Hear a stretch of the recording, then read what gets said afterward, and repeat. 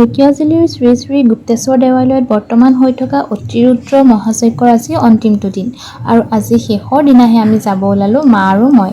আৰু এয়া চাৰিওফালে গৈ দেখিলোঁ কেৱল মানুহ আৰু মানুহ। ৰাস্তাৰ পৰাই লাইন, শাৰী শাৰী লাইন আৰু গাড়ী মটৰ যিহেতু ভিতৰলৈ সোমাব নিদিয়ে।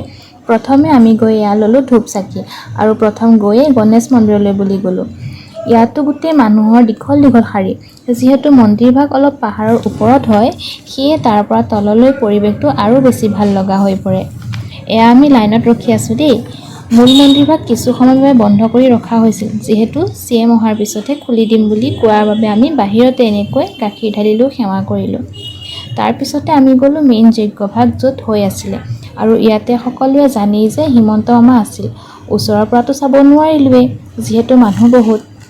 স্ক্ৰীণত দেখা পালোঁ আৰু অলপ। পাহৰিছিলোৱেই, তাতে আমি আকৌ লাইনত ৰখি ৰখি এয়া প্ৰসাদো ল'লোঁ, মানে খিচিৰি। শিঙৰিৰ খিচিৰি খোৱাত যিয়ে লয় ন, তেওঁ সেয়া জীৱনত পাহৰিব নোৱাৰে। আৰু অলপ তাতে এনেদৰে ঘূৰি ঘৰলৈ বুলি আহিলোঁ। ভিডিঅ'টো যদি ভাল লাগে সকলোৱে এবাৰ কমেণ্টত হৰ হৰ মহাদেৱ লিখিব। আজিলৈ বাই।